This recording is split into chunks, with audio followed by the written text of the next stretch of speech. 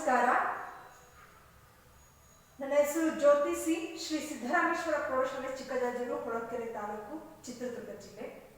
ಪ್ರೀತಿಯ ವಿದ್ಯಾರ್ಥಿಗಳೇ, ಇಂದಿನ ತರಗತಿಯಲ್ಲಿ ನಾವು 9ನೇ ತರಗತಿಯ 6ನೇ ಗದ್ಯ ಭಾಗವಾಗಿರುವಂತಹ ಜನಪದ ಕಲೆಗಳ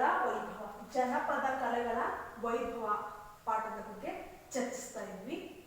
ಈ ದಿನದ ತರಗತಿಯಲ್ಲಿ ಯಕ್ಷಗಾನ ಜನಪದ ಕಲೆಯ ಬಗ್ಗೆ ಮಾಹಿತಿಯನ್ನು ಪಡೆದುಕೊಳ್ಳೋಣ ವಿದ್ಯಾರ್ಥಿಗಳೇ. ಯಕ್ಷಗಾನ ಜನಪದ ಕಲೆ ಭಾರತದಾದ್ಯಂತ, ಕರ್ನಾಟಕದಾದ್ಯಂತ ಅತ್ಯಂತ ಜನಪ್ರಿಯವಾಗಿರುವಂತಹ ಒಂದು ಈಗ ಶಾಸ್ತ್ರೀಯ ನೃತ್ಯ ಕಲೆ. ಜನಪದ ಕಲೆಯಾಗಿ ಹೊರಹೊಮ್ಮಿದಂತಹ ಯಕ್ಷಗಾನ ಅನ್ನುವಂಥದ್ದು ಹಂತ ಹಂತವಾಗಿ ವಿವಿಧ ಮಜಲುಗಳಲ್ಲಿ ಬದಲಾವಣೆಯನ್ನು ಹೊಂದುತ್ತಾ ಅದೊಂದು ಇವಾಗ ಅತ್ಯಂತ ಶಾಸ್ತ್ರೀಯವಾದಂತಹ ಒಂದು ಜಾನಪದ ನೃತ್ಯವಾಗಿ ಮಾರ್ಪಾಡಾಗಿದೆ. ಬಹುತೇಕ ಸಮಾರಂಭಗಳಲ್ಲಿ ಮತ್ತೆ ಬಹುತೇಕ ದೂರದರ್ಶನ ಕಾರ್ಯಕ್ರಮಗಳಲ್ಲಿ ಯಕ್ಷಗಾನವನ್ನು ಪ್ರದರ್ಶಿಸೋದನ್ನ ಮತ್ತು ಅತ್ಯಂತ ಒಂದು ಶಾಸ್ತ್ರೀಯವಾದಂತಹ ಒಂದು ನೃತ್ಯವಾಗಿ ಯಕ್ಷಗಾನ ಮಾರ್ಪಾಟನ್ನು ಹೊಂದಿದೆ ವಿದ್ಯಾರ್ಥಿಗಳೇ. ಯಕ್ಷಗಾನ ಅನ್ನುವಂತಹ ಸಂದರ್ಭದಲ್ಲಿ ಡಾಕ್ಟರ್ ಶಿವರಾಮ್ ಕಾರಂತ್ ಅವರನ್ನ ಕನ್ನಡ ಸಾಹಿತ್ಯದ ಮೇರು ಕಾದಂಬರಿಕಾರರಾಗಿರುವಂತಹ ಒಂದು ಕರಾವಳಿ ಕರ್ನಾಟಕದ ಒಂದು ಅತ್ಯಂತ ಮೇರು ಕವಿಯಾಗಿರುವಂತಹ ಡಾಕ್ಟರ್ ಶಿವರಾಮ ಕಾರಂತ್ ಅವರನ್ನ ನಾವು ಈ ದಿನದಲ್ಲಿ ನೆನಪಿಸಿಕೊಳ್ಬೇಕು. ಶಿವರಾಮ್ ಕಾರಂತ್ ರವರು ಯಕ್ಷಗಾನವನ್ನ ನರ್ತಿಸ್ತಾ ಇದ್ರು. ಮತ್ತೆ ಯಕ್ಷಗಾನದ ಎಲ್ಲಾ ರೀತಿಯ ತಿಟ್ಟುಗಳು ಅವರಿಗೆ ಬರ್ತಾ ಇತ್ತು. ಅವರು ಹಾಡುಗಳನ್ನ ಹೇಳ್ತಾ ಇದ್ರು, ಅದಕ್ಕೆ ನಾಟಕದಲ್ಲಿ ಸಂಯೋಜನೆಯನ್ನ ಮಾಡ್ತಾ ಇದ್ರು, ಸಂಕಲನವನ್ನ ಮಾಡ್ತಾ ಇದ್ರು. ಇಡೀ ಒಂದು ರಂಗವೇದಿಕೆಯಲ್ಲಿ ಒಂದು ಯಕ್ಷಗಾನ ಪ್ರದರ್ಶನದ ಎಲ್ಲ ಮಾಹಿತಿಗಳು, ಎಲ್ಲ ವಿಷಯಗಳ ಅರಿವು ಡಾಕ್ಟರ್ ಶಿವರಾಮ್ ಕಾರಂತ್ ಅವರಿಗೆ ಇತ್ತು. ಮತ್ತೆ ಬಹಳ ಅದ್ಭುತವಾಗಿ ಯಕ್ಷಗಾನವನ್ನ ಶಿವರಾಮ್ ಕಾರಂತ್ ಅವರು ಪ್ರದರ್ಶನವನ್ನ ಕೊಡ್ತಾ ಇದ್ರು. ಕನ್ನಡ ಸಾಹಿತ್ಯದ ಜ್ಞಾನಪೀಠ ಪ್ರಶಸ್ತಿ ವಿಜೇತವಾದಂತಹ ಡಾಕ್ಟರ್ ಶಿವರಾಮ್ ಕಾರಂತ್ ಅವರನ್ನ ನಾವು ನೆನಪಿಸಿಕೊಳ್ಳುತ್ತಾ ಈ ದಿನದಲ್ಲಿ ಯಕ್ಷಗಾನ ಜನಪದ ಕಲೆಯ ಬಗ್ಗೆ ಚರ್ಚಿಸೋಣ ವಿದ್ಯಾರ್ಥಿಗಳೇ.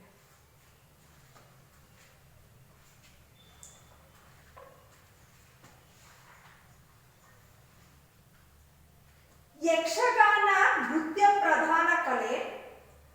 ಯಕ್ಷಗಾನ ನೃತ್ಯ ಪ್ರಧಾನ ಕಲೆ ಪ್ರಾರಂಭದಲ್ಲಿ ದೇಸಿ ಕಲೆಯಾಗಿದ್ದು ಅನಂತರ ಶಾಸ್ತ್ರದ ಚೌಕಟ್ಟಿಗೆ ಒಳಪಟ್ಟಿದೆ. ಇದು ಪ್ರೇಕ್ಷಕರನ್ನು ಮಂತ್ರಮುಗ್ಧರನ್ನಾಗಿಸುವ ಅಪೂರ್ವ ಶಕ್ತಿಯುಳ್ಳ ಕಲೆ. ಯಕ್ಷಗಾನದಲ್ಲಿ ಪ್ರಾದೇಶಿಕ ಪ್ರಭೇದಗಳಿವೆ. ಅದರಲ್ಲಿ ಮುಖ್ಯವಾದ 3 ಶೈಲಿಗಳು ತೆಂಕುತಿಟ್ಟು, ಬಡಗತಿಟ್ಟು ಮತ್ತು ಬಡಬಡಗತಿಟ್ಟು. ಯಕ್ಷಗಾನಕ್ಕೆ ದಶಾವತಾರ, ಬಯಲಾಟ, ಭಾಗವತರಾಟ ಎಂಬ ಹೆಸರುಗಳು ಇವೆ. ಸಾಮಾನ್ಯವಾಗಿ ಬಯಲಾಟ ಪ್ರದರ್ಶಿತವಾಗುವುದು ಹಳ್ಳಿಯ ಬಯಲಿನಲ್ಲಿ, ಆದ್ದರಿಂದ ಅದು ಬಯಲಾಟ. ಯಕ್ಷಗಾನ ಕಲಿಸುವ ಮನೆ ಭಾಗವತನಾದ್ದರಿಂದ ಭಾಗವತರಾಟ ಎಂಬ ಹೆಸರು ಬಂದಿದೆ. ವಿದ್ಯಾರ್ಥಿಗಳೇ, ಯಕ್ಷಗಾನ ಒಂದು ನೃತ್ಯ ಪ್ರಧಾನವಾದಂತಹ ಕಲೆ. ಡೊಳ್ಳು ಕುಣಿತ ಹೇಗೆ ಒಂದು ವಾದ್ಯ ಪ್ರಧಾನವಾದಂತಹ ಕಲೆಯೋ, ಇಲ್ಲಿ ಯಕ್ಷಗಾನ ಅನ್ನುವಂಥದ್ದು ನೃತ್ಯ ಕುಣಿತ ಪ್ರಧಾನವಾದಂತಹ ಒಂದು ಕಲೆ. ಪ್ರಾರಂಭದಲ್ಲಿ ದೇಸಿ ಕಲೆಯಾಗಿತ್ತು. ಪ್ರಾರಂಭದಲ್ಲಿ ಇದು ಅತ್ಯಂತ ದೇಸಿ ಅಂದ್ರೆ ಪ್ರಾದೇಶಿಕವಾಗಿ ಹುಟ್ಟಿ ಬೆಳೆದಂತಹ ಒಂದು ಜನಪದ ಕಲೆಯಾಗಿದ್ದು, ಆ ನಂತರದಲ್ಲಿ ಶಾಸ್ತ್ರದ ಚೌಕಟ್ಟಿಗೆ ಒಳಪಟ್ಟು, ಆ ನಂತರ ರೀತಿ ನೀತಿಗಳಿಗೆ ಹಲವಾರು ಮಟ್ಟುಗಳಿಗೆ ಒಳಪಟ್ಟು ಇದು ಶಾಸ್ತ್ರದ ಚೌಕಟ್ಟಿಗೆ ಒಳಪಟ್ಟಿದೆ. ಇದು ಪ್ರೇಕ್ಷಕರನ್ನು ಮಂತ್ರಮುಗ್ಧರನ್ನಾಗಿಸುವ ಅಪೂರ್ವ ಶಕ್ತಿಯುಳ್ಳ ಕಲೆ. ಒಬ್ಬ ಯಕ್ಷಗಾನ ಕಲಾವಿದರನ್ನ ನೋಡ್ತಿದ್ದಂಕಲೇ ತದೇಕ ಚಿತ್ತದಿಂದ ತನ್ಮಯವಾಗಿ ಅವನ ವೇಷಭೂಷಣಗಳನ್ನ, ಕಣ್ಣುಗಳನ್ನ, ಮುಖವನ್ನ, ವೇಷವನ್ನ ನೋಡುವಂಥದ್ದನ್ನ ನಾವು ನೋಡಬಹುದು. ಒಂದು ರೀತಿಯ ಅಂಗಾಂಗಗಳಲ್ಲಿಯೂ ಅಭಿನಯ, ತಾವು ಧರಿಸಿರುವಂತಹ ಪ್ರತಿಯೊಂದು ಅಲಂಕಾರಿಕ ವಸ್ತುಗಳಲ್ಲಿಯೂ ಅಭಿನಯ ಬರುವಂತೆ ಅಭಿನಯಿಸುವಂತಹ ಒಂದು ನೃತ್ಯ ಪ್ರಧಾನವಾದಂತಹ ಕಲೆ ಯಕ್ಷಗಾನ.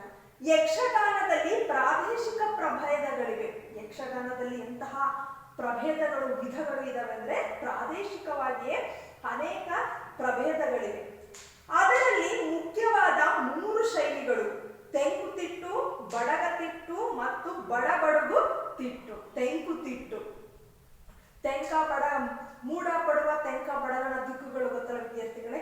ಆ ರೀತಿಯಲ್ಲಿ ತೆಂಕು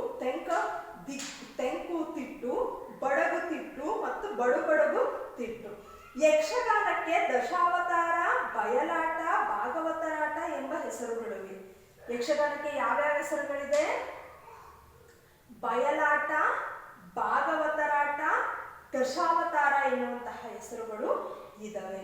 ಸಾಮಾನ್ಯವಾಗಿ ಬಯಲಾಟ ಪ್ರದರ್ಶಿತವಾಗುವುದು ಹಳ್ಳಿಯ ಬಯಲಿನಲ್ಲಿ.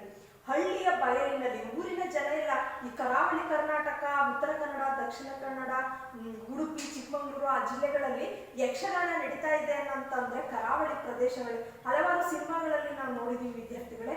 ಈ ಸಂಜೆಯ ವೇಳೆಯಲ್ಲಿ, ರಾತ್ರಿಯ ವೇಳೆಯಲ್ಲಿ ಯಕ್ಷಗಾನ ಪ್ರದರ್ಶನವಾಗುತ್ತೆ ಅಂತಂದ್ರೆ ಸುತ್ತಮುತ್ತ ಊರಿನ ಜನರೆಲ್ಲರೂ ಕೂಡ ಬಯಲಿನ ಪ್ರದೇಶದಲ್ಲಿ ಸೇರಿಕೊಳ್ಳುವಂಥದ್ದು, ಅಲ್ಲಿ ಒಂದು ಬಯಲಿನಲ್ಲಿ ಯಕ್ಷಗಾನ ಪ್ರದರ್ಶನವಾಗುವಂಥದ್ದು, ಅದನ್ನ ಎಲ್ಲ ಜನರು ಕೂಡ ನೋಡುವಂಥದ್ದು. ಈ ರೀತಿಯಾಗಿ ಬಯಲಿನಲ್ಲಿ ಪ್ರದರ್ಶನವಾಗೋದ್ರಿಂದ ಅದನ್ನ ಬಯಲಾಟ ಅಂತ ಕೂಡ ಕರಿತೀವಿ. ಮತ್ತೆ ಯಕ್ಷಗಾನವನ್ನ ಭಾಗವತರು ನಡೆಸಿಕೊಡೋದ್ರಿಂದ, ಅದನ್ನ ಹೇಳುವಂಥವ್ರು ಭಾಗವತರಾದ್ದರಿಂದ ಅದನ್ನ ಭಾಗವತರ ಆಟ ಅಂತ ಕೂಡ ನಾವು ಕರಿತೀವಿ. ಗೀತ, ಕುಣಿತ, ವೇಷಭೂಷಣ, ಮಾತುಗಾರಿಕೆ, ವಾದ್ಯ ಇವು ಬಯಲಾಟದ ಪಂಚಾಂಗಗಳು. 5 ಅಂಗಗಳು ಯಾವ್ಯಾವು? ಒಂದು ಯಕ್ಷಗಾನ, ಒಂದು ಬಯಲಾಟ ಅಂದ್ರೆ ಯಾವ್ಯಾವು ಅಂತಂದ್ರೆ ಗೀತ, ಕುಣಿತ, ವೇಷಭೂಷಣ, ಮಾತುಗಾರಿಕೆ, ವಾದ್ಯ ಇವು ಬಯಲಾಟದ ಮ್ಯಾಳ ಅಥವಾ ಅಟ್ಟದಾಟದ ಪಂಚಾಂಗಗಳು. ಯಾವ್ಯಾವು? ಗೀತೆ, ಹಾಡುಗಳನ್ನ ಹಾಡುವಂಥದ್ದು, ಕುಣಿತ ನರ್ತಿಸುವಂಥದ್ದು, ವೇಷಭೂಷಣ ಅಲಂಕಾರವನ್ನ ಮಾಡ್ಕೊಳ್ಳುವಂಥದ್ದು ವೇಷಭೂಷಣ, ಮಾತುಗಾರಿಕೆ ಮಾತುಗಳನ್ನ ಆಡುವಂಥದ್ದು, ವಾದ್ಯ ಸಂಗೀತ ಪರಿಕರಗಳ ಮೂಲಕ ವಾದ್ಯವನ್ನು ಹೊರಹೊಮ್ಮಿಸುವಂತಹ ವಾದ್ಯ. ಇವು ಬಯಲಾಟದ ಪಂಚಾಂಗಗಳು, 5 ಅಂಗಗಳು. ಆಟ ಆಡಿಸುವ ಸ್ಥಳ ರಂಗಸ್ಥಳ.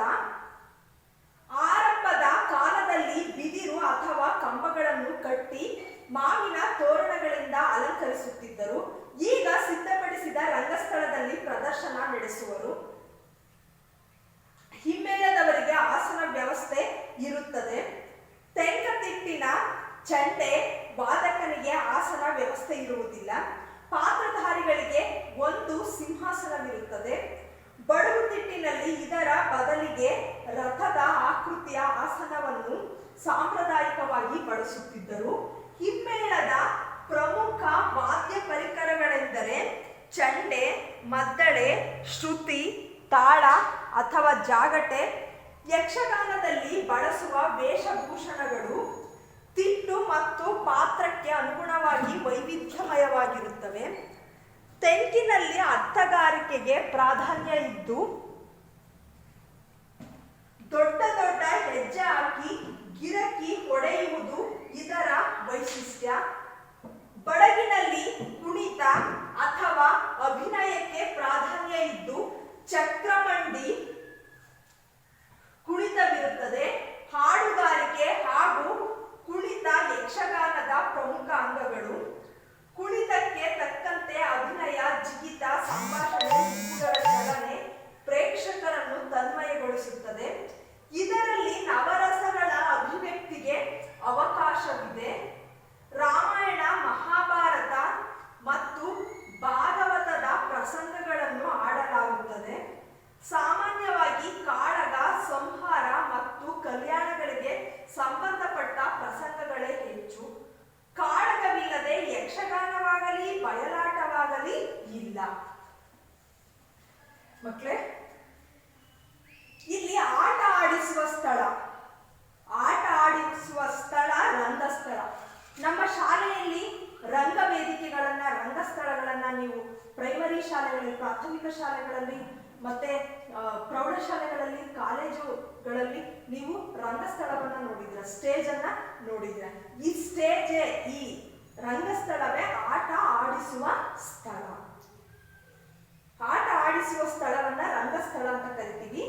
ಆರಂಭದ ಕಾಲದಲ್ಲಿ ಬಿದಿರು ಅಥವಾ ಕಂಬಗಳನ್ನು ಕಟ್ಟಿ ಮಾವಿನ ತೋರಣಗಳಿಂದ ಅಲಂಕರಿಸುತ್ತಿದ್ದರು.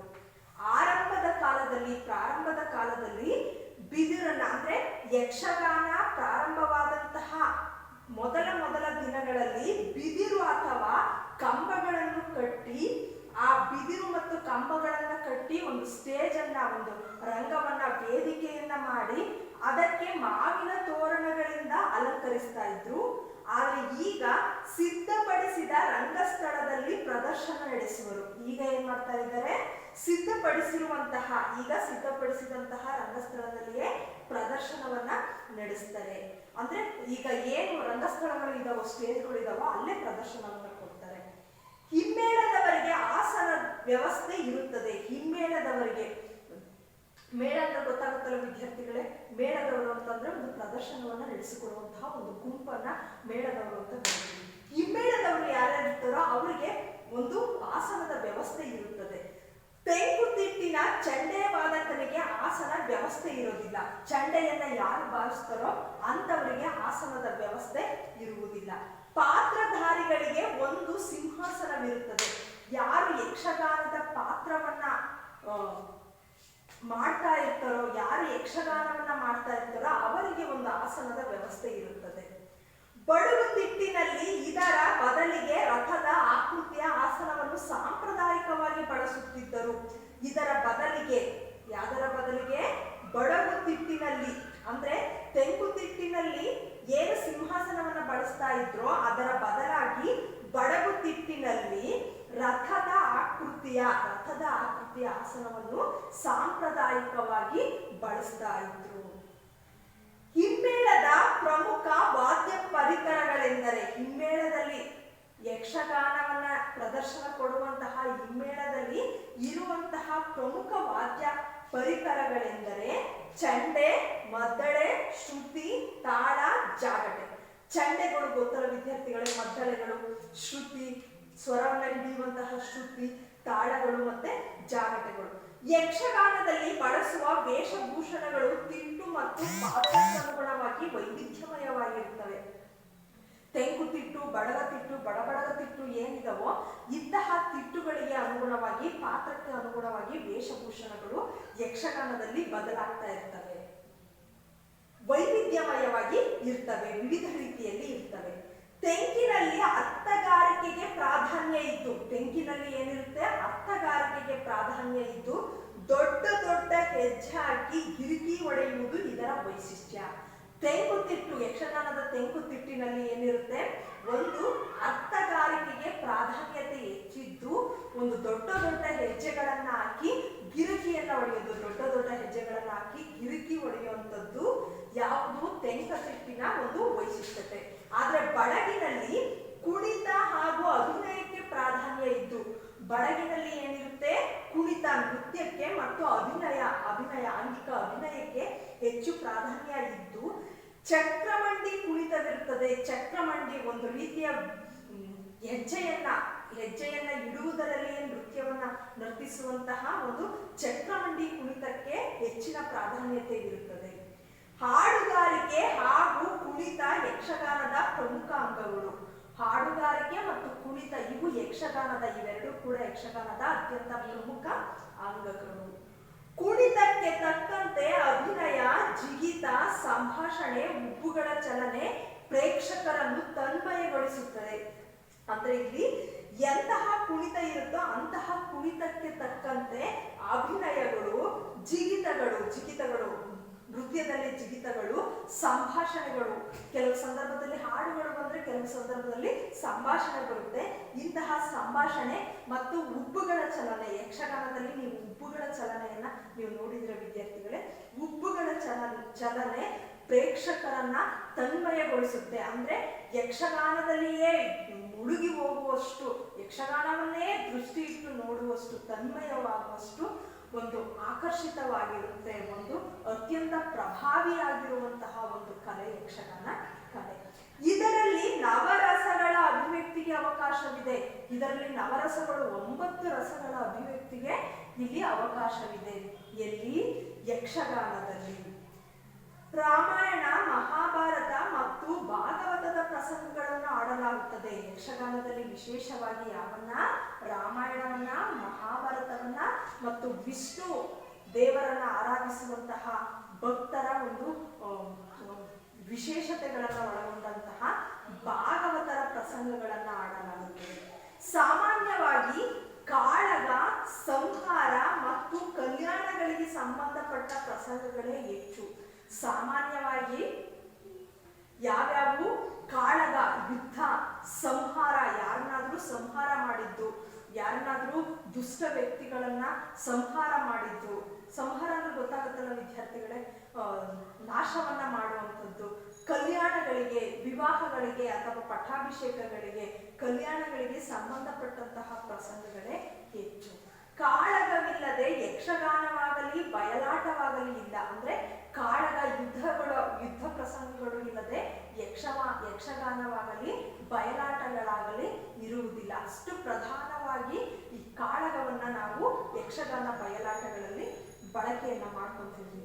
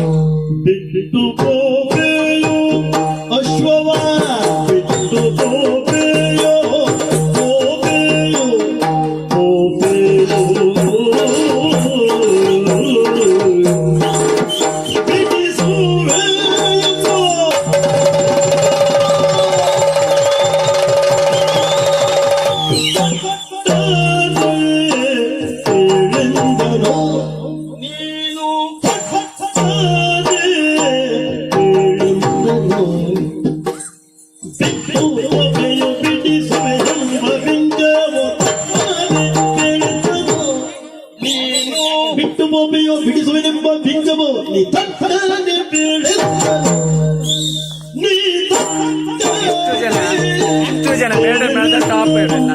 ಇವರೆಲ್ಲರೂ ಬೆಳೂರು ಮರದ ಟಾಪ್ ಇವರೆಲ್ಲರೂ.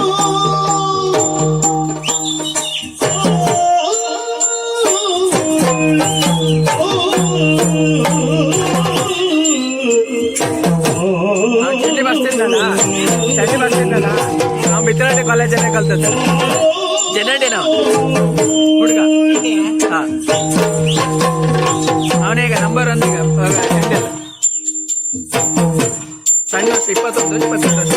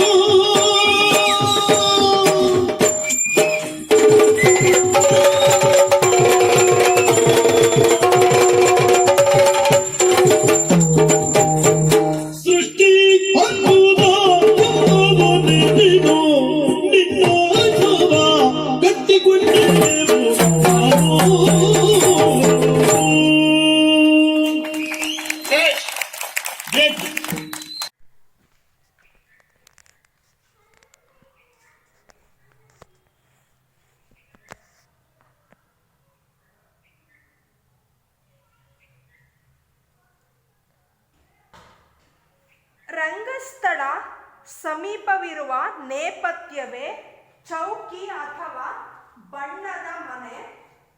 ಭಾಗವತರು ಹಿಮ್ಮೇಳ ಹಾಗೂ ಪಾತ್ರಧಾರಿಗಳೊಂದಿಗೆ ಇಲ್ಲಿಗೆ ಆಗಮಿಸುತ್ತಾರೆ. ಪಾತ್ರಧಾರಿಗಳು ತಮ್ಮ ಬಣ್ಣಗಳನ್ನು ತಾವೇ ಹಚ್ಚಿಕೊಳ್ಳುತ್ತಾರೆ. ಮೊದಲು ಚೌಕಿಯಲ್ಲಿ ಗಣಪತಿ ಪೂಜೆ ನಡೆಯುತ್ತದೆ. ತದನಂತರ ಕೋಡಂಗಿಗಳು ರಂಗ ಪ್ರವೇಶಿಸುವರು. ಗಣಪತಿ ಸ್ತುತಿಯ ಬಳಿಕ ವಿಷ್ಣು, ಪರಮೇಶ್ವರ, ದುರ್ಗೆ ಮೊದಲಾದ ದೇವತೆಗಳ ಸ್ತುತಿಯನ್ನು ಭಾಗವತರು ಮಾಡುತ್ತಾರೆ. ಹಾಡಿನ ಅನಂತರ ಭಾಗವತರಿಂದ ಸಭಾವಂದನೆ, ಆನಂತರ ಕೋಡಂಗಿಗಳು ಕುಣಿದು ಕುಪ್ಪಳಿಸಿ ಪ್ರೇಕ್ಷಕರನ್ನು ರಂಜಿಸುತ್ತಾರೆ. ಆನಂತರ ಬಾಲಗೋಪಾಲರ ಆಗಮನ ಹಾಗೂ ಸ್ತ್ರೀ ವೇಷಗಳ ಕುಣಿತ. ಪುರುಷರೇ ಸ್ತ್ರೀ ವೇಷ ಹಾಕುವುದು ಯಕ್ಷಗಾನದ ವೈಶಿಷ್ಟ್ಯ. ಯಕ್ಷಗಾನದ ಪೂರ್ವರಂಗ ಎಂದು ಕರೆಯಲಾಗುವ ಬಾಲಗೋಪಾಲ ಸ್ತ್ರೀ ವೇಷಗಳ ಉದ್ದೇಶ ಮುಂದಿನ ಕಥಾ ಪ್ರಸಂಗಕ್ಕೆ ಪ್ರೇಕ್ಷಕರನ್ನು ಮಾನಸಿಕವಾಗಿ ಅಣಿಗೊಳಿಸುವುದೇ ಆಗಿದೆ. ಪುನಃ ದೇವತಾ ಸ್ತುತಿ, ಆನಂತರ ಅಂದಿನ ಪ್ರಸಂಗಕ್ಕೆ ಸಂಬಂಧಿಸಿದಂತೆ ಒಡ್ಡೋಲಗ ಪ್ರಾರಂಭವಾಗುತ್ತದೆ. ಪಾತ್ರಧಾರಿಗಳು ಭಾಗವತರಿಗೆ ಆನಂತರ ರಂಗಸ್ಥಳಕ್ಕೆ ವಂದಿಸಿ ಕುಣಿದು ತಮ್ಮ ಸಾಮರ್ಥ್ಯ ಪ್ರದರ್ಶಿಸುವರು. ಕೃಷ್ಣಾರ್ಜುನ ಕಾಳಗ, ಕರುಣಾರ್ಜುನ ಕಾಳಗ, ಬಬ್ರುವಾಹನ ಕಾಳಗ, ಸುಧನ್ವಾರ್ಜನ ಕಾಳಗ ಮೊದಲಾದವು ವೀರರಸ ಪ್ರಧಾನವಾದವುಗಳು. ಚಂದ್ರಾವಳಿ ವಿಲಾಸ, ರತಿ ಕಲ್ಯಾಣ, ರತ್ನಾವತಿ ಕಲ್ಯಾಣ ಮೊದಲಾದವು ಶೃಂಗಾರ ರಸ ಪ್ರಧಾನ ಪ್ರಸಂಗಗಳು. ಇವಲ್ಲದೆ ಪ್ರಸಿದ್ಧ ಕ್ಷೇತ್ರಗಳ ಕ್ಷೇತ್ರ ಮಹಾತ್ಮೆಗಳಿವೆ. ಯಕ್ಷಗಾನದ ಎಲ್ಲಾ ಪ್ರಸಂಗಗಳಲ್ಲೂ ಹಾಸ್ಯ ಕಂಡುಬರುತ್ತದೆ. ವಿಡಂಬನೆ ಕೂಡ ಹಾಸ್ಯದ ಒಂದು ಅಂಗ. ಅದರಲ್ಲಿ ಹನುಮನಾಯಕ, ಕುಬ್ಜೆ, ಚಾರಕ, ವನಪಾಲಕ ಮೊದಲಾದ ಪಾತ್ರಗಳಲ್ಲಿ ಹಾಸ್ಯ ಕಾಣಿಸಿಕೊಳ್ಳುವುದು. ಯಕ್ಷಗಾನದಲ್ಲಿ ತುಂಬಾ ಕಲಾತ್ಮಕವಾದದ್ದು ಬಣ್ಣದ ವೇಷ. ಇಂತಹ ಬೃಹತ್ ವೇಷಗಳು ಸಾಮಾನ್ಯವಾಗಿ ಬರುವುದು ನಡುರಾತ್ರಿಯಲ್ಲಿ. ರಾಕ್ಷಸ ವೇಷಗಳು ಒಮ್ಮೊಮ್ಮೆ ಪ್ರೇಕ್ಷಕರ ಮಧ್ಯದಿಂದ ರಂಗ ಪ್ರವೇಶಿಸುವುದುಂಟು. ಈ ಪಾತ್ರ ಪ್ರವೇಶಿಸುವಾಗ ಎರಡು ಬದಿಗೆ ದೀವಟಿಕೆಗಳನ್ನು ಹಿಡಿದು ರಾಳದ ಪುಡಿಯನ್ನು ಎರಚಿ ಜ್ವಾಲೆ ಎಬ್ಬಿಸಿ ಭಯಾನಕ ವಾತಾವರಣವನ್ನು ಸೃಷ್ಟಿಸುತ್ತಾರೆ. ಚೆಂಡೆಯ ಬಡಿತ, ರಾಕ್ಷಸರ ಕೂಗು ಅರ ನಿದ್ರೆಯಲ್ಲಿರುವ ಪ್ರೇಕ್ಷಕರನ್ನು ಬಡಿದೆಬ್ಬಿಸುತ್ತದೆ. ಪ್ರಧಾನ ಪಾತ್ರಗಳು ಭಾಗವತರ ಮೂಲಕ ತಮ್ಮ ಪರಿಚಯವನ್ನು ಮಾಡಿಕೊಳ್ಳುತ್ತವೆ. ಯಕ್ಷಗಾನ ಜನರಲ್ಲಿ ಧಾರ್ಮಿಕ ಮತ್ತು ನೀತಿ ಪ್ರಜ್ಞೆಗಳನ್ನು ಬೆಳೆಸಲು ಸಹಕಾರಿಯಾಗಿವೆ. ಯಕ್ಷಗಾನ ಜನರಲ್ಲಿ ಧಾರ್ಮಿಕ ಮತ್ತು ನೀತಿ ಪ್ರಜ್ಞೆಗಳನ್ನು ಬೆಳೆಸಲು ಸಹಕಾರಿಯಾಗಿದೆ. ಯಕ್ಷಗಾನ ಪ್ರಸಂಗ ರಚಿಸಿದವರು ದುಷ್ಟ ನಿಗ್ರಹ, ಶಿಷ್ಟ ಪರಿಪಾಲನೆ ತತ್ವಗಳನ್ನು ಪ್ರಸಂಗಗಳಲ್ಲಿ ಅಳವಡಿಸಿರುತ್ತಾರೆ. ವಿದ್ಯಾರ್ಥಿಗಳೇ, ರಂಗಸ್ಥಳ ಸಮೀಪವಿರುವ ನೇಪಥ್ಯವೇ ಚೌಕಿ ಅಥವಾ ಬಣ್ಣದ ಮನೆ. ಒಂದು ವೇದಿಕೆ, ಒಂದು ರಂಗಸ್ಥಳ ಇದೆ ಅಂದ್ರೆ ಈಗ ಅದರ ಪಕ್ಕದಲ್ಲಿ ಒಂದು ಅಲಂಕಾರವನ್ನ ಮಾಡಿಕೊಳ್ಳುವಂತಹ ಒಂದು ಕೊಠಡಿ ಇರುತ್ತೆ. ಅದನ್ನ ಮೊದಲು ಏನಂತ ಕರಿತಾ ಇದ್ರು? ರಂಗಸ್ಥಳದ ಸಮೀಪವಿರುವ ಅಂತಹ ಕೊಠಡಿಯನ್ನ ಒಂದು ಬಣ್ಣದ ಮನೆ, ತೆರೆಯ ಹಿಂಭಾಗದಲ್ಲಿ ಏನಿರುತ್ತೋ ಅದನ್ನ ಚೌಕಿ ಅಥವಾ ಬಣ್ಣದ ಮನೆ ಅಂತ ಕರಿತಾ ಇದ್ರು. ಅಲ್ಲಿ ಯಕ್ಷಗಾನ ಕಲಾವಿದರು ತಮ್ಮ ವೇಷಭೂಷಣಗಳನ್ನ ಅಲ್ಲಿ ಮಾಡ್ಕೊತಾ ಇದ್ರು. ಭಾಗವತರು ಹಿಮ್ಮೇಳ ಹಾಗೂ ಪಾತ್ರಧಾರಿಗಳೊಂದಿಗೆ ಇಲ್ಲಿಗೆ ಆಗಮಿಸುತ್ತಾರೆ. ಭಾಗವತರು ಏನು ಯಕ್ಷಗಾನವನ್ನ ನಡೆಸಿಕೊಡ್ತಾರೋ, ಹಾಡುಗಳನ್ನ ಹೇಳ್ತಾರೋ ಅಂತಹ ಭಾಗವತರು ಹಿಮ್ಮೇಳ ಹಾಗೂ ಪಾತ್ರಧಾರಿಗಳೊಂದಿಗೆ ಇಲ್ಲಿಗೆ ಆಗಮಿಸುತ್ತಾರೆ.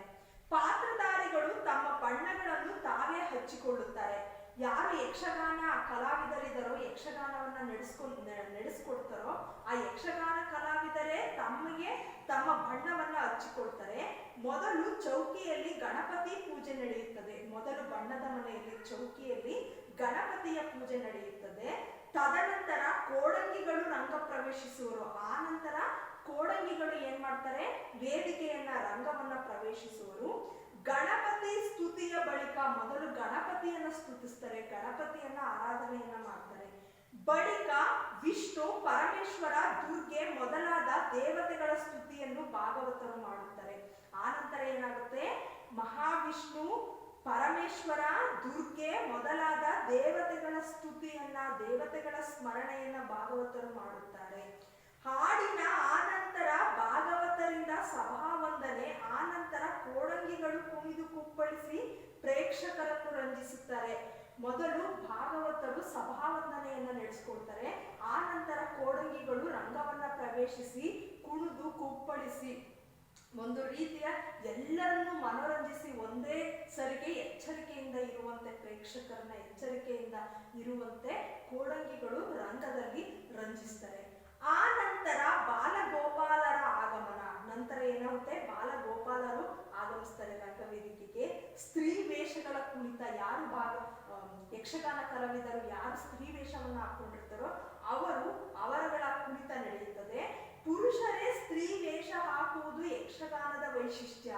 ಯಕ್ಷಗಾನದ ಮತ್ತೊಂದು ವೈಶಿಷ್ಟ್ಯ ಏನು ಅಂತಂದ್ರೆ, ಪುರುಷರೇ ಸ್ತ್ರೀಯರ ವೇಷಗಳನ್ನ ಹಾಕಿಕೊಳ್ಳುವಂಥದ್ದು. ಯಕ್ಷಗಾನದ ಪೂರ್ವರಂಗ ಎಂದು ಕರೆಯಲಾಗುವ, ಯಕ್ಷಗಾನದ ಪೂರ್ವರಂಗ, ಯಕ್ಷಗಾನ ನಡೆಯುವುದಕ್ಕಿಂತ ಪೂರ್ವದಲ್ಲಿ ಏನೇನು ನಡೆಯುತ್ತೋ ಅದು ಯಾವ್ಯಾವುದು ಅಂದ್ರೆ, ಬಾಲಗೋಪಾಲರ ಆಗಮನ, ಸ್ತ್ರೀ ವೇಷಗಳ ಉದ್ದೇಶ, ಮುಂದಿನ ಕಥಾ ಪ್ರಸಂಗಕ್ಕೆ ಪ್ರೇಕ್ಷಕರನ್ನ ಮಾನಸಿಕವಾಗಿ ಅಣಿಗೊಳಿಸುವುದೇ ಆಗಿದೆ. ಬಾಲಗೋಪಾಲರು, ಬಾಲಕೃಷ್ಣರು ಬರುವಂಥದ್ದು, ಸ್ತ್ರೀ ವೇಷಗಳು ಬರುವಂಥದ್ದು ಎಲ್ಲ ಪ್ರೇಕ್ಷಕರಿಗೆ ಒಂದು ಯಕ್ಷಗಾನ ಪ್ರಾರಂಭವಾಯಿತು ಅನ್ನುವಂತಹ ಒಂದು ನೋಡ್ಬೇಕು ಅನ್ನುವಂತಹ ಒಂದು ಮಾನಸಿಕ ಎಚ್ಚರಿಕೆಯನ್ನ, ಒಂದು ಮಾನಸಿಕ ಸಿದ್ಧತೆಯನ್ನ ಈ ಬಾಲಗೋಪಾಲರು ಮತ್ತು ಸ್ತ್ರೀ ವೇಷಗಳು ಕೊಡುವಂಥದ್ದು. ಪುನಃ ದೇವತಾ ಸ್ತುತಿ ಆದ ನಂತರ ಅಂದಿನ ಪ್ರಸಂಗಕ್ಕೆ ಸಂಬಂಧಿಸಿದಂತೆ ಒಡ್ಡೋಲಗ ಪ್ರಾರಂಭವಾಗುತ್ತದೆ. ಮತ್ತೆ ದೇವತಾ ಸ್ತುತಿಯನ್ನ ಮಾಡ್ತಾರೆ, ದೇವರ ಆರಾಧನೆಯನ್ನ ಮಾಡ್ತಾರೆ. ಆ ನಂತರ ಒಡ್ಡೋಲಗ ಪ್ರಾರಂಭವಾಗುತ್ತದೆ. ಪಾತ್ರಧಾರಿಗಳಿಗೆ ಒಂದು ರೀತಿಯ ಎಲ್ಲ ಪಾತ್ರಧಾರಿಗಳು ರಂಗವೇದಿಕೆಗೆ ಬಂದು ಒಂದು ಒಡ್ಡೋಲಗವನ್ನ ನಡೆಸ್ತಾರೆ. ಪಾತ್ರಧಾರಿಗಳು ಭಾಗವತರಿಗೆ ಆ ನಂತರ ರಂಗಸ್ಥಳಕ್ಕೆ ವಂದಿಸಿ, ಪಾತ್ರಧಾರಿಗಳು ಏನ್ ಮಾಡ್ತಾರೆ, ಭಾಗವತರಿಗೆ ವಂದಿಸ್ತಾರೆ, ರಂಗಸ್ಥಳಕ್ಕೆ ವಂದಿಸ್ತಾರೆ. ನಂತರ ಕುಣಿದು ತಮ್ಮ ಸಾಮರ್ಥ್ಯ ಪ್ರದರ್ಶಿಸುವರು. ಆ ನಂತರ ಕುಣಿದು ಅಲ್ಲಿ ಏನ್ ಮಾಡ್ತಾರೆ, ಸಾಮರ್ಥ್ಯವನ್ನ ಪ್ರದರ್ಶಿಸಿ ಆ ನಂತರ ಮತ್ತೆ ಪ್ರಾರಂಭವಾಗುತ್ತೆ ಯಕ್ಷಗಾನ. ಕೃಷ್ಣಾರ್ಜುನ ಕಾಳಗ, ಕರ್ಣಾರ್ಜುನ, ಕೃಷ್ಣ ಮತ್ತು ಅರ್ಜುನರ ಕಾಳಗ, ಕರ್ಣರ ಅರ್ಜುನರ ಕಾಳಗ, ಬಬ್ರುವಾಹನ ಕಾಳಗ, ಸುಧನ್ವ ಅರ್ಜುನ ಕಾಳಗ. ಕಾಳಗ ಅಂತಂದ್ರೆ ಯುದ್ಧ ಸಂಘರ್ಷಗಳು ನಡೆಯುವಂಥದ್ದು.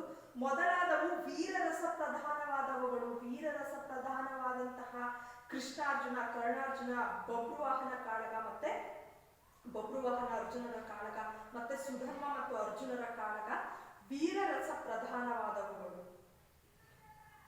ಚಂದ್ರಾವಳಿ ವಿಲಾಸ, ರತಿ ಕಲ್ಯಾಣ, ರತ್ನಾವತಿ ಕಲ್ಯಾಣ ಮೊದಲಾದವು ಶೃಂಗಾರ ರಸ ಪ್ರಧಾನ ಪ್ರಸಂಗಗಳು.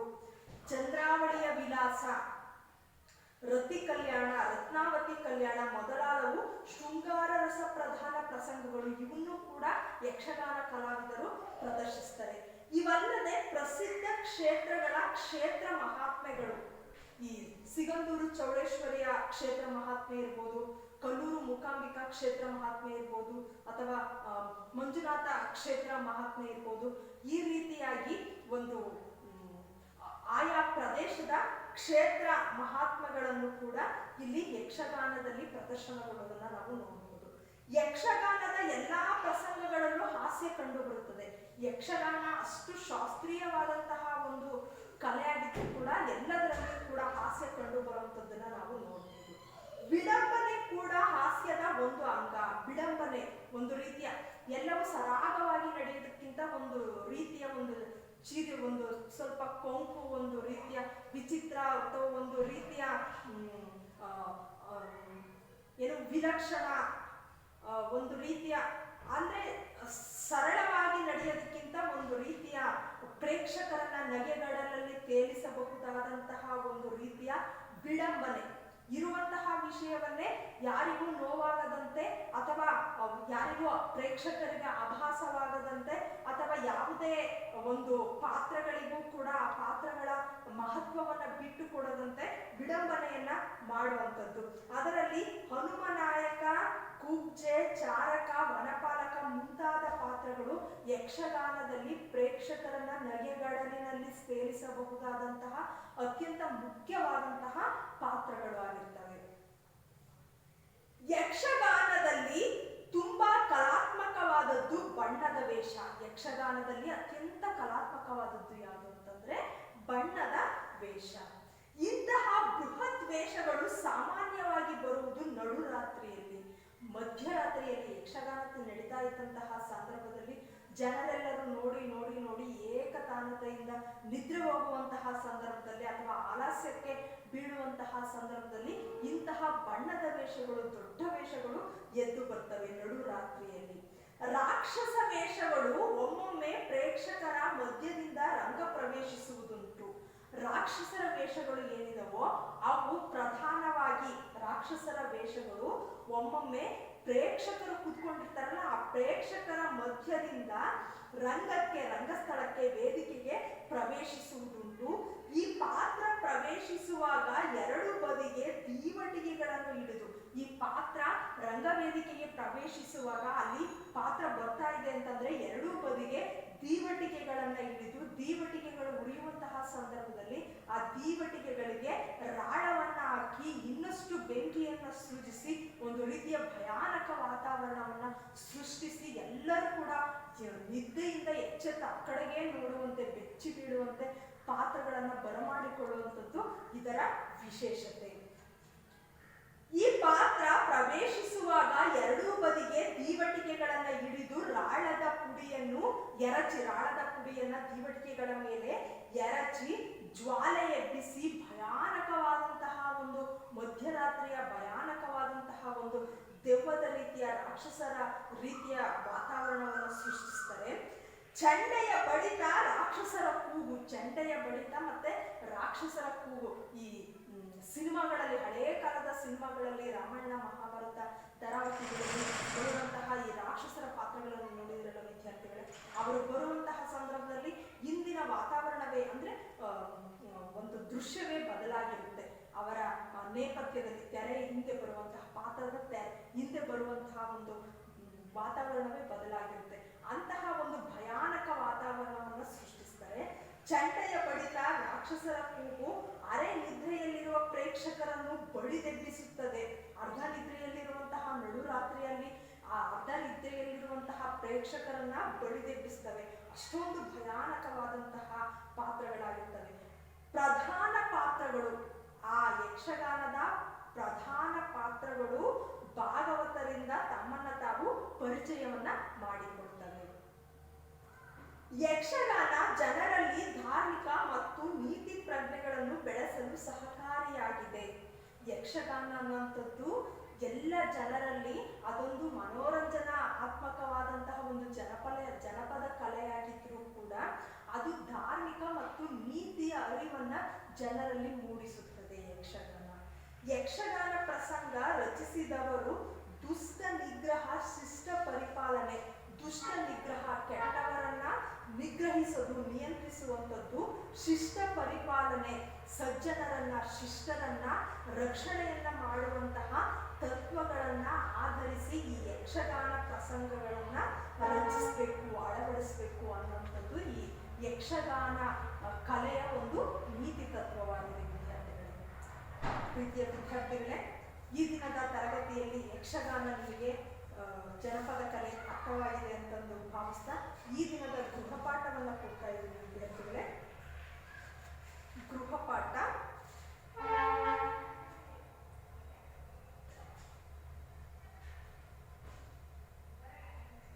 ಸಂದರ್ಭ ಸಹಿತ ಸ್ವಾರಸ್ಯವನ್ನ ವಿವರಿಸಿ. ಒಂದು, ದುಷ್ಟ ನಿಗ್ರಹ, ಶಿಷ್ಟ ಪರಿಪಾಲನೆ. ಯಾವುದು? ಒಂದು ದುಷ್ಟ ನಿಗ್ರಹ, ಶಿಷ್ಟ ಪರಿಪಾಲನೆ.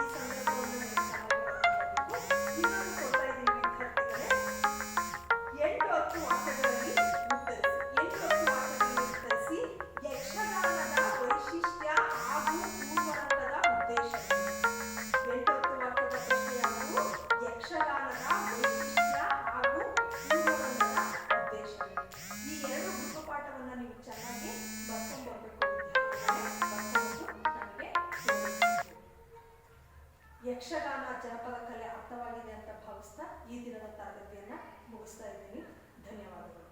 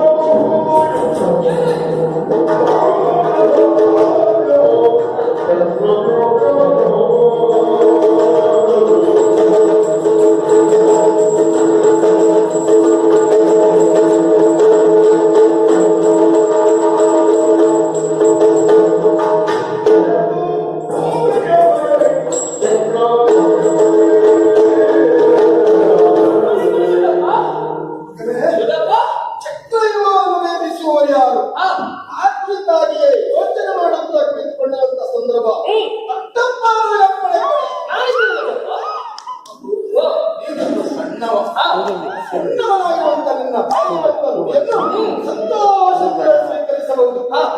ಆದರೆ ನಿನ್ನನ್ನು ಯುದ್ಧಕ್ಕೆ ಕಳೆದುಕೊಳ್ಳಲು ನಾನು ಯೋಚನೆ ಮಾಡಬೇಕು. ಯಾಕೆ? ರಣಕ್ಷೇತ್ರ ಚಕ್ರಯುವನವರಿದ್ದಾರೆ.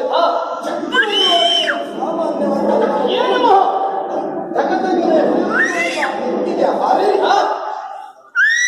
ಬರಬಹುದು ಮಗು. ಮುಸುಗುತ್ತಿರುವಂತಹ ಸತ್ವದ ಹಣೆಯ ಮೇಲೆ ಕುಣಿದಾಡಬಹುದು. ಪ್ರವೇಶ ಮಾಡಿ ಬದುಕಿ ಬರಬಹುದು.